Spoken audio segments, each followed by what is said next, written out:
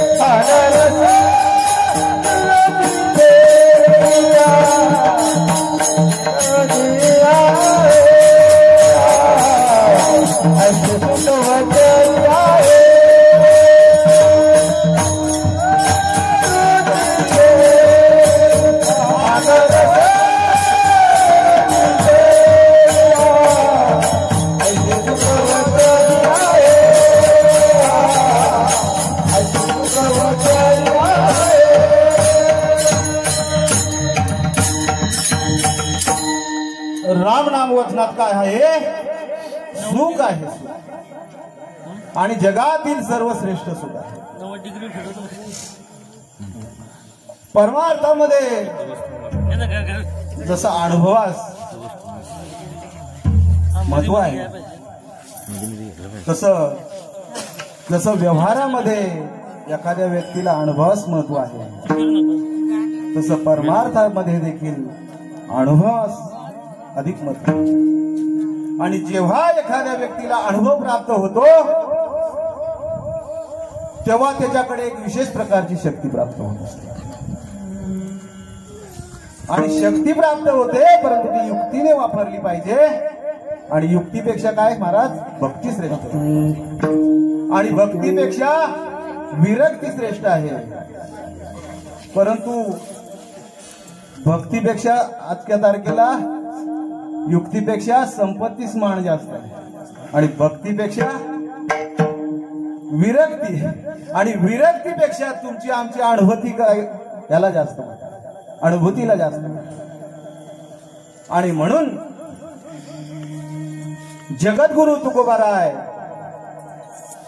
त्यांच्या आयुष्यामध्ये परमार्थिक जीवन जगत असताना त्यांना जो अनुभव आला, तुकोबाराय म्हणतात, सेवी तो हा रस वाटितो आणि का घ्यारे होऊ नका. म्हणजे रानभर हिंडू नका, हा अनुभव मी घेतलाय, मी चाकून पाहिलाय आणि तो मी तुम्हाला घ्यावयास सांगतोय. अनुभवे आले अंगा,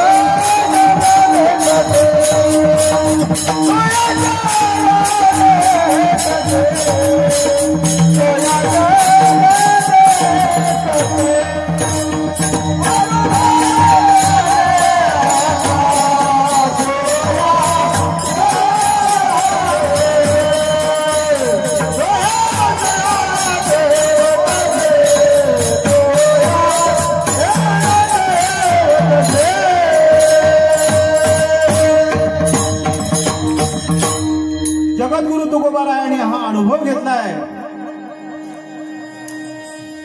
आणि जगद्गुरु तुकोबाराय म्हणतात की हे मी चाखून पाहिलंय. म्हणून तुम्हा आम्हाला अभंगाच्या शेवटच्या चरणामध्ये जगद्गुरु तुकोबाराय सांगतात,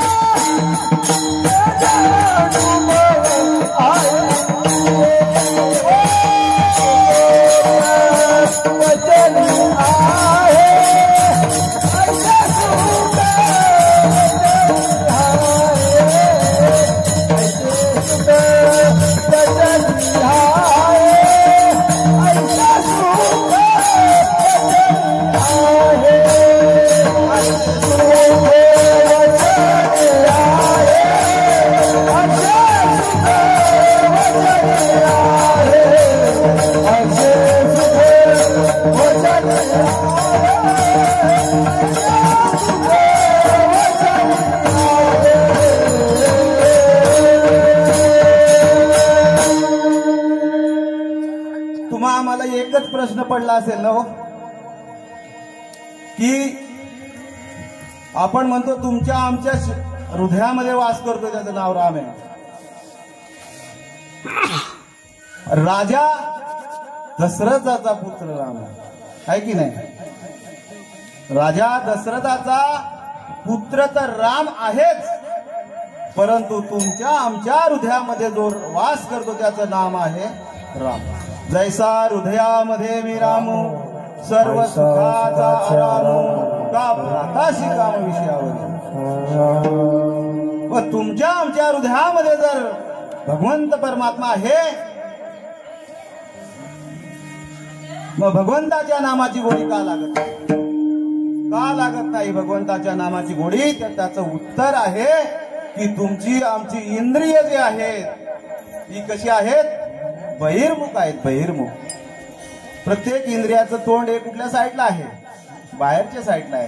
आणि बाहेरच्या साईडला असल्यामुळे त्यांना विषयाची गोडी लागते. मनाचा स्वभाव विषयाची गोडी, पतनाची जोडीवरी भाव. आणि इंद्रिय ही बहिर्मुख असल्यामुळे त्यांना विषयाची ओढ लागते. विषय विषयाचा पडी पाडू, गोड परमार्थ लागे कडू, कडू विषयाची गोड जीवाशी झाला. जो अंतरात असणारा जो परमार्थ आहे तो तुम्हा आम्हाला कडवत नाही, कारण आपली इंद्रिय ही बाहेर आहे. पाण्यामध्ये राहून माशाला ताण लागते, हे जगातील सर्वात मोठा शरीर आहे की नाही? पाण्यात राहतो तरी पण त्याला ताण लागतो. कशी? आणि पाण्यामध्ये मासा, पाण्यातला मासा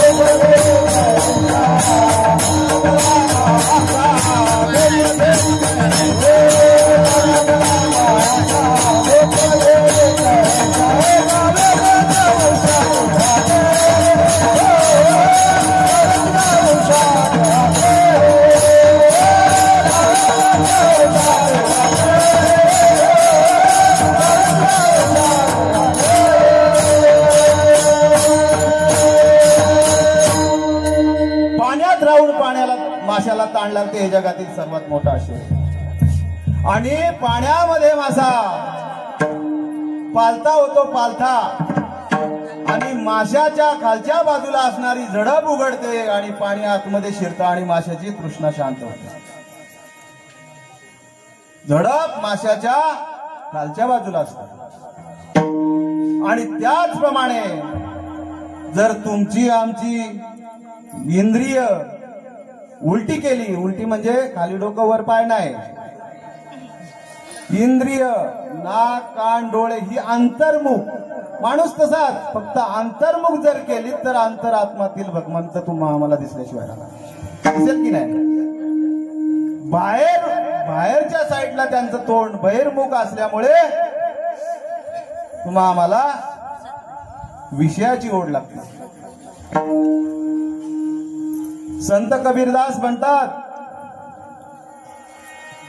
राम राम सब कहते एक बार दशरथ कहो, कोटि यज्ञ का फल सफल हो जाए. राम राम तो सब कहते, एक बार दशरथ कहोगे तो कोटी यज्ञ का फल सकल. 5 ज्ञानेंद्रिय आणि 5 कर्मेंद्रिय कोटी यज्ञाचं फळ म्हणजे प्रभू राम आहे. प्रभू राम.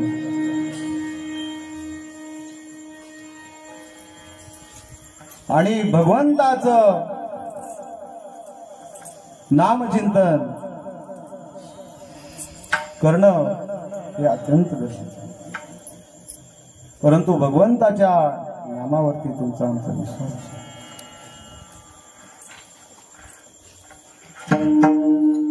प्रभू रामचंद्र माझ्या नावाने दगड करतात म्हणून एकदा प्रयोग करण्याकरिता निघाले आणि प्रयोग करण्याकरता निघाले आणि 18 पद्म वानरांची शेणीचं रक्षण करणारी जी वानर रक्षण करणारी शेपूट पार्वतीचा अवतार म्हणतात. ते म्हणाले अहो भगवंत एकटे चाललेत म्हणून हनुमंतराय प्रभू रामचंद्रांच्या पाठीमागे काही अंतर सोडून निघाले आणि प्रभू रामचंद्र समुद्राकाठी गेले. त्याने एवढा दगड उचलला आणि पाण्यामध्ये टाकला, परंतु तो दगड तरला का? नाही तरला, तो बुडाला. भगवंत विचार करू लागले की माझ्या नावाने दगड तरतात, मग मी टाकलेला दगड का तरत नाही? का मी मोठा दगड टाकला म्हणून तरत नाही? म्हणून त्यांनी पुन्हा नारळा एवढा छोटा दगड टाकला, पण तो दगड देखील बुडाला. भगवंतांना अपमानित झाल्यासारखं वाटलं म्हणून त्यांनी पुन्हा एवढा सुपारी एवढा खडा टाकला, पण तो देखील बुडाला. आणि भगवंत विचार करू लागले की माझ्या नावाने दगड तडतात, मग मी टाकलेला दगड का तरत? आणि सगळ्यात मोठी चिंता की मी हे केलेलं कृत्य दुसऱ्या कोणी पाहिलं तर नाही ना, म्हणून पाठीमागे वळून पाहिलं. आणि पाठीमागे वळून पाहतात तर हनुमंतराय पाठीवर होते. आणि हनुमंतरायांचं त्यांच्याकडे हनुमंतराय हात जोडून उभे होते आणि हनुमंतरायाला म्हणाले, हनुमंता अरे माझ्या नावाने दगड तरतात, मग मी टाकलेला दगड का तरणार नाही? तरत नाही. त्यावर हनुमंतराय म्हणाले, भगवंता दगड तुम्ही धरला तर तरणार आणि तुम्ही सोडला तर बुडणार, परंतु त्यापेक्षा अधिक महत्वाचं की तुमच्या नामाचा महिमा तुम्हाला कसा कळणार? त्याकरिता गोड जन्म कुणासाठी झालाय? आम्हाला प्राप्त झालाय. तुझ्या नामाचा महिमा तुझं नकळे मेघश्यामा, म्हणजे त्याकरिताच आम्हाला गोड जन्म प्राप्त झाला. म्हणून भगवंताच्या नामाची गोडी कशात आहे? रामात नाही तर त्याच्या नामात आहे. पाण्याची गोडी पाण्यासाठी आहे का? पाण्याची गोडी पाण्यासाठी आहे ती तुमच्या आमच्याकरिता आहे. फुलाचा सुगंध हा फुलासाठी नाही, तर तो तुमच्या आमच्याकरता घेण्यासाठी आहे. झाडाचं फळ आतापर्यंत तुम्ही कधी ऐकलं का की झाडानं फळ खाल्लं? नाही खाल्लं. तर झाडाचं फळ हे तुमच्या आमच्याकरिता आहे. आणि मातेच्या दुधाची गोडी ही मातेसाठी आहे का? हो, तर माते तृण बाळा दुधाची ती गोडी, ज्याची नये गोडी त्याशी कामा. म्हणजे भगवंताच्या नामाची गोडी ही त्याच्या रामात नाही तर त्याच्या नामात आहे. मग ती गोडी कोणी चाकली? नामामृत गोडी वैष्णवाला धली, योगिया साधली जीवन कळा. म्हणजे भगवंताच्या नामाची गोडी ही त्याच्या नामात आहे. रामाच्या नामाची गोडी नामात आहे. वेदशास्त्रामध्ये 32 अक्षरांचा मंत्र आहे. 32 वेदशास्त्रामध्ये 32 अक्षरांचा मंत्र आहे महाराज. आणि 32 अक्षरांचा मंत्र कुठला? हरे राम राम राम हरे हरे हरे कृष्ण कृष्ण कृष्ण हरे हरे. आणि 32 अक्षरांचा मंत्र तुम्हा आम्हाला मोठा वाटतो म्हणून साधू संतांनी तुम्हा आम्हाला तो 22 अक्षरांचा करून दिला. आणि 22 अक्षरांचा श्रीकृष्ण गोविंद हरे मुरारे नाथ नारायण 22 अक्षरांचा केला. आणि पुन्हा तो साधू संतांनी 22 अक्षरांचा मंत्र देखील तुम्हा आम्हाला मोठा वाटू लागला म्हणून पुन्हा 16 अक्षरांचा मंत्र केला. आणि पुन्हा 12 अक्षरांचा केला. ओम नमो भगवते वासुदेवाय. आणि 12 अक्षरांचा मंत्र देखील तुम्हा आम्हाला मोठा वाटतो म्हणून साधू संतांनी पुन्हा तुम्हा आम्हाला 6 अक्षरांचा मंत्र. रामकृष्ण हरी. आणि 6 अक्षरांचा मंत्र देखील तुम्हा आम्हाला मोठा वाट म्हणून तुका म्हणे जपा मंत्र त्रिअक्षरी सोपा विठ्ठल मंत्र. आणि राम हा मंत्र फक्त 2 अक्षरी. आणि जगातील सर्वश्रेष्ठ मंत्र कुठला असेल तर राम नाम. आणि हा मंत्र जपल्यानंतर तुम्हाला विष्णू सहस्त्रनामाची गरज आहे. 7 कोटी मंत्र आहेत पण 7 कोटी मंत्रामध्ये राम नाम हा मंत्र कसा आहे? जगातील सर्वश्रेष्ठ मंत्र. ज्याप्रमाणे रुपयाच्या 1000 नोटा आणि 1000 रुपयाची एकच नोट जशी बरोबरी होते त्याचप्रमाणे 7 कोटी मंत्र आणि राम हा मंत्र. किंबहुना पुढे सांगतो की हजारो काजव्याच्या राशी काजवे आता थोड्या दिवसांनी येतील बरोबर ना. हजारो काजव्याच्या राशी जरी तुम्ही एकत्र केल्या तरी सूर्याच्या प्रकाशाची बरोबरी होऊ शकते का? नाही होऊ शकत. मग त्याचप्रमाणे भगवंताचं नाम कसं आहे? प्रभू रामचंद्रांचं नाम कसं आहे? तर ते सूर्यासारखं आहे. सूर्यासारखं आहे.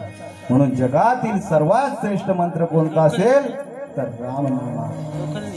अमेरिका इतर बाहेर देशामध्ये देखील राम या 2 अक्षरावरती संशोधन करतात की या रामनामामध्ये काय ताकद आहे. ड्रोन पाठवतात. ड्रोन आळंदी पंढरपूर शहरांच्या वरून की या नामामध्ये काय विशेष ताकद आहे, या जाग्यामध्ये काय एवढी मोठी शक्ती आहे. परंतु अजून त्यांना संशोधन झाले एवढी आमच्या रामनामामध्ये. वाल्मिकीने रामायण लिहिलं, शतकोटी रामायण लिहिलं. शतकोटी 100 कोटी रामायण. आणि भांडणं झाली कोणाची? तुमची आमची? देवांची. देव म्हणाले रामायण आमचं, मनुष्य म्हणाला रामायण आमचं. आणि पाताळातील पन्नग जे साप म्हणतो आपण ते म्हणाले रामायण आमचं. आणि तिघांची भांडणं झाली आणि हे तिघेही भगवान शिवशंकरांकडे गेले. आणि शिवशंकरांना सांगितलं, स्वर्गातील लोक म्हणू लागले रामायण आमचं आहे, देव म्हणू लागले रामायण आमचं आहे, मनुष्य म्हणू लागला रामायण आमचं आहे. आणि पाताळातील साप म्हणू लागले, पन्नग म्हणतात त्यांना, साप म्हणू लागले रामायण आमचं आहे. आणि भगवान शिवशंकरांनी सांगितलं की तुम्ही तिघांचंही म्हणणं मला कसं द्या? लेखी स्वरूपात म्हणणं मांडा तुमचं तिघांचं. म्हणजे जसं कोर्टाचं अपील असतं ना त्या प्रकारे. आणि तिघांनी भगवान शिवशंकरांकडे आपलं म्हणणं मांडलं. आणि तिघांचंही भगवान शिवशंकरांनी म्हणणं मांडून ऐकून घेतलं. स्वर्गातील लोक म्हणू लागले की प्रभू रामचंद्र हा देव आहे म्हणून रामायण आमचं, देवाचा अवतार आहे. आणि मनुष्य म्हणू लागला की प्रभू रामचंद्र जरी देव असले तरी तो मानव रूपाने अवतीर्ण झालाय म्हणून रामायण आमचं आहे. आणि पाताळातील जे साप आहेत, पन्नग आहेत, ते म्हणू लागले की राम जरी देव असला आणि मनुष्य रूपाने जरी अवतार, बघा दोघांचाही क्लेम त्यांनी खोडून काढला. परंतु जरी रामदेव असला किंवा मानव रूपाने जरी अवतीर्ण झाला असला तरी रामायणातील लक्ष्मण हा कोणातील आहे? आमच्यात. म्हणून रामायण आमचं. मग भगवान शिवशंकरांनी काय करावं? तिघांचंही म्हणणं ऐकून घेतलं आणि म्हणणं ऐकल्यानंतर त्यांनी काय करावं? शतकोटी मंत्र, 100 कोटी मंत्राचे 33 कोटी मंत्र तिघांना वाटप केले समान. आणि पुन्हा 1 कोटी मंत्र राहिले ते पुन्हा त्यांनी 33 लाख रुपये नाही ते 33 लाख पुन्हा तिघांना वाटले. आणि 33 पुन्हा राहिल्यानंतर किती राहिले? पुन्हा 1 लाख राहिले. पुन्हा 33 हजार रुपये. 1000 रुपये म्हणतो ते, 1000 रुपये मंत्र श्लोक आहेत ते मंत्र. ते पुन्हा तिघांना वाटले 33 हजार. आणि पुन्हा किती राहिले? 1000 राहिले. आणि 1000 पुन्हा 300 बरोबर ना? तिघांना वाटले. पुन्हा 100 राहिले. पुन्हा 33 वाटले. आणि 33 वाटल्यानंतर पुन्हा 1च राहिला. 1 राहिला तो किती? 32 अक्षरांचा मंत्र राहिला. आता 32 अक्षरांचा मंत्र तिघांना कसा समान वाटणार हो? मग पुन्हा त्यांनी काय करावं की 10 अक्षर तिघांना वाटली आणि 2 अक्षर शिल्लक राहिली. त्यांचं नाव राम आहे. आणि तो भगवान शिवशंकरांनी मंत्र सर्वांच्या अनुमतीने आपल्याकडे ठेवला. श्रीराम जय राम गजर करी महादेव करी महादेव करी महादेव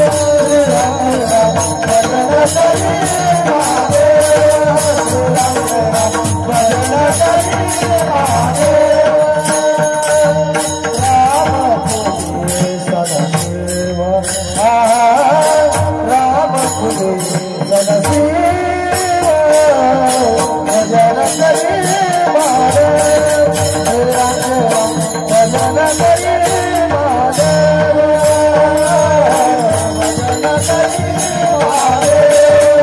महादेव भजन करी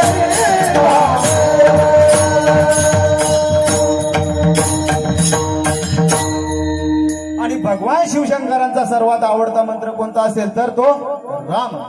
राम नाम वाचा भाव हा जीवाचा आत्मा तो शिवाचा. आणि भगवान शिवशंकरांचा सर्व ज्या ज्या ठिकाणी भगवान शिवशंकरांनी तपश्चर्या केल्या, कैलासावरती केल्या असेल किंवा कुठे स्मशानामध्ये कुठे राहिले काशीला, ज्या ज्या ठिकाणी भगवान शिवशंकरांनी तपस्या केल्या त्या त्या ठिकाणी त्यांनी जप कोणता केला? दुसरा कुठलाच नाही तर राम नाम जप केला. राम नाम वाचा भाव हा जीवाचा आत्मा तो शिवाचा. भगवान शिवशंकर आणि पार्वती माता शीरसिंधूच्या तीरावरती एक वेळा बसलेले असताना भगवान शिवशंकर प्रभू रामचंद्रांचा जप करतात. आणि प्रभू रामचंद्रांचा जप करत असताना पार्वती माता म्हणते की तुम्ही एवढे मोठे श्रेष्ठ देव असताना तुम्ही रामाचा जप करता. आणि भगवान शिवशंकर जप करत असताना पार्वती माता झोपी गेल्या. आणि झोपी गेल्या. भगवान शिवशंकर जप करतच राहिले. आणि भगवान शिवशंकरांनी जप केलेला वाया जाऊ नये म्हणून काय केलं? भगवान विष्णूंनी माशाच्या रूपामध्ये ते श्रवण केलं. ते श्रवण केल्यानंतर ते पुढे कोणाला सांगितलं? मच्छिंद्रनाथांना. आणि मच्छिंद्रनाथांनी पुन्हा ते गहिनीनाथांना दिलं. आणि गहिनीनाथांनी पुन्हा निवृत्तीनाथांना दिलं. आणि निवृत्तीनाथांनी ते पुढे ज्ञानेश्वर महाराजांना दिले.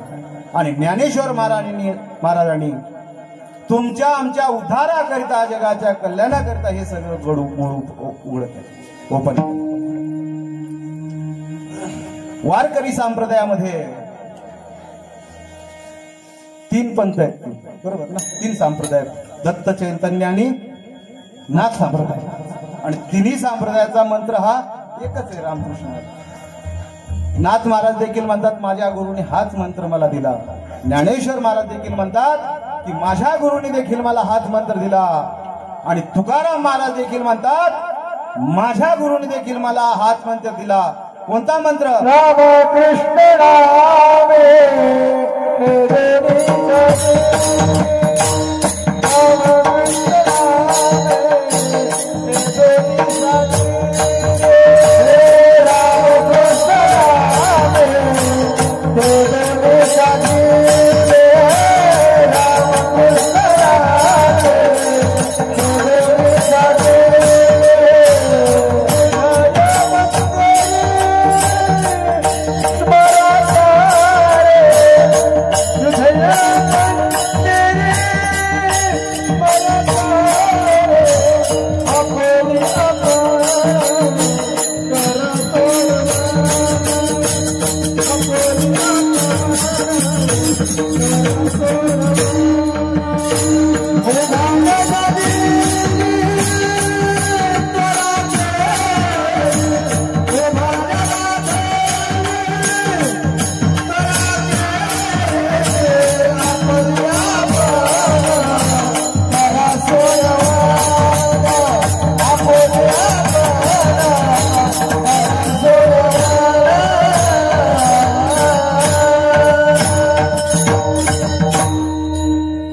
तुकाराम महाराज म्हणतात की माझ्या गुरुने देखील हाच मंत्र दिला. कोणता?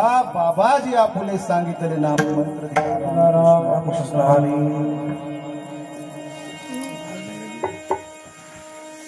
आणि अशा प्रकारे राम म्हणता रामाची होईजे कधी वैसोनी पताजे हा जो अभंग आज या गृहप्रवेशाच्या निमित्तानं भगवंताच्या नामपर्यंतनातला अभंग. एक वेळा सर्वांनी वरती हात करून भजन करूया. विठोबा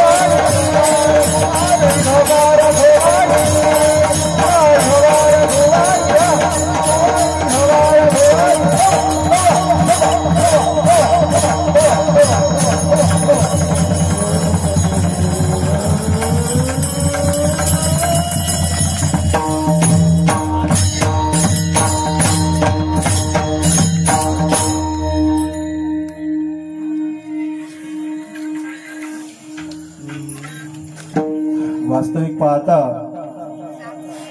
ज्या निमित्तानं या ठिकाणी भगवंताच्या नामचिंतनाची सेवा आयोजित केली ते आमचे बंधू निवृत्ती दादा यांनी मी मगाशी अभंगामध्ये सांगितल्याप्रमाणे जोडून या धन उत्तम व्यवहार. ऍक्च्युली महाराज हा अभंग मला घ्यायचा होता पण तेवढा अभ्यास नाही. मला हाच अभंग घ्यायचा होता. चिंतन 2 तास बोलायचंय म्हणून मी थोडक्यातच त्याचा अर्थ घेतला. असो, जोडून या धन उत्तम व्यवहार आहे. उत्तम अशा प्रकारे जर माणसाचा व्यवहार असतील तर माणसाला जीवनामध्ये सद्गती प्राप्त होते. नव्हे उत्तम असं नियोजन केल्यानंतर माणसाला पुढच्या जीवनामध्ये गती प्राप्त होते आणि आयुष्यभर त्याचं आनंद आणि सुख भोगता येते. आणि आयुष्याचं जर गणित जर योग्य वह्यामध्ये चुकलं तर पुढचं गणित सर्व चुकतं. हे आदर्श उदाहरण गावातील प्रत्येक तरुणांना माहिती असेल. सगळे आदर्श मांडतात. असो, घरामध्ये वास्तव्य करत असताना आनंद, सुख, समृद्धी आणि समाधान, निरोगी आयुष्य सर्वांना लाभो ही भगवंताच्या चरणी प्रार्थना करतो. आज सेवेसाठी उपस्थित असलेले सर्व माझे माता भगिनी, सर्व तज्ञ अनुभवी मंडळी माझ्या समोर आहेत. आमचे नवनाथ महाराज, ओंकार महाराज. नवनाथ महाराज मी पहिल्यांदाच तुम्हाला ओळखतो, याच्या आधी ओळख नाही, माझी क्षमा करा. ओंकार महाराज आमचे फेवरेट झालेत. सर्व श्रोते, आपण अत्यंत शांतपणे या ठिकाणी जे मी भगवंताचं नामचिंतन मांडण्याचा प्रयत्न केला. काय म्या पामरे बोलवी उत्तरे तरी त्या विश्वंभरे कृपा. भगवंताच्या कृपेने जे बुद्धीला सुचवलं ते आपल्या समोर अल्पशा शब्दामध्ये मांडण्याचा प्रयत्न केला आणि आपण तो सर्वांनी शांतपणे श्रवण केला. जे चांगलं असेल ते नक्कीच घ्या आणि जे अपशब्द, एखादा शब्द जर माझ्या वाणीतून गेला असेल तो माझ्या बुद्धीचा दोष समजा आणि तो परत करा. परंतु जे चांगलं आहे, तरुण मुलांना मी अवश्य या ठिकाणी सांगेल की परमार्थ करा. मी तुम्हाला काम धंदा सोडून करा म्हणून सांगत नाही आणि तो करू पण नाही. नोकरी करत करत उरलेल्या वेळात करा, त्याचा फळ तुम्हाला नक्की मिळेल. तरुण पोरांना, तरुण मुलांना खास करू नये, कारण पूर्ण वेळ करूच नका. पूर्ण वेळ जर तुम्ही परमार्थ करायचं म्हणलं की तुम्ही याच्यावरती आले. तुम्हाला उत्पन्नाचा सोर्स दुसरा कुठला आहे का? एक दिवस तुम्हाला कार्यक्रमाची तारीख मिळेल, दुसऱ्या दिवशी मिळेल का त्याची शाश्वती नाही. मग अपेक्षा पुन्हा कार्यक्रमाची मिळतोय का, मिळतोय का. आणि जर त्याच ठिकाणी तुम्ही नोकरी करून जर उरलेल्या वेळात परमार्थ करत असेल तर तुमचा कुटुंब परिवार नक्की चालेल. तुमच्या महिन्याच्या मिळणाऱ्या पगारावरती तुमचं उत्पन्न चालेल. तुम्हाला अपेक्षेची गरज नाही आणि त्यावेळी तुम्ही अत्यंत मनाने परमार्थ करा. बरोबर की नाही महाराज? आज या ठिकाणी उपस्थित आमचे गुणीजन पांडुरंग महाराज पवार, त्यांच्या बरेचशा माझ्या युट्यूब चॅनलला अभंग भजन वगैरे मी नेहमी टाकत असतो. गजर विठू नामाचं श्रीपद बांधल युट्यूब चॅनल आहे, सबस्क्राईब करा, बघा कार्यक्रम. आम्ही तिकडे जे भजनाचे, आता मला कीर्तनांचे कार्यक्रम शूट करता येत नाही कारण शहरामध्ये गर्दी असते, कुणी मोबाईल नेणार, म्हणून जिथे मोजकी माणसं आहेत तिथे मी असं लावून ठेवतो, करतो. मला जे कळतंय ते तुमच्यापर्यंत पोहोचवण्याचा मी प्रयत्न करतो. त्यानंतर या ठिकाणी आमचे हिरडस मावळचे रत्न म्हणतो मी पहिल्यापासून महाराज, जन्मतात कुठलाही घराला वारसा नसताना त्यांना ही कला अवगत झाली. आमच्या हिरडस मावळचा रत्न आहे, मी लहानपणापासून म्हणतो. सर्व आमचे टाळकरी, सगळ्यांची नावं घेत नाही, आता हे तरुण मुलांची मला नावं माहिती नाही, क्षमा करा. सर्वांनी अत्यंत उत्कृष्टपणे या ठिकाणी साथ दिली आणि तुमच्या साथीमुळेच मला बळ मिळालं, म्हणून आज कार्यक्रम सक्सेस झाला.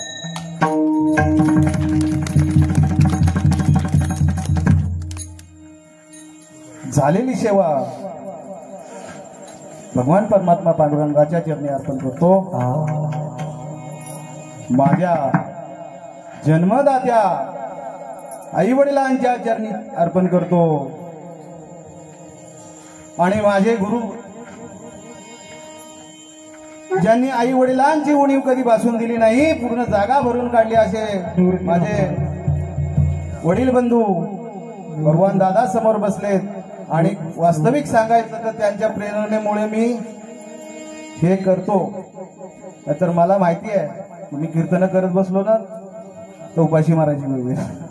म्हणून मी हे मगाशी काय सांगितलं की नोकरी करत असताना उरलेल्या वेळात करा.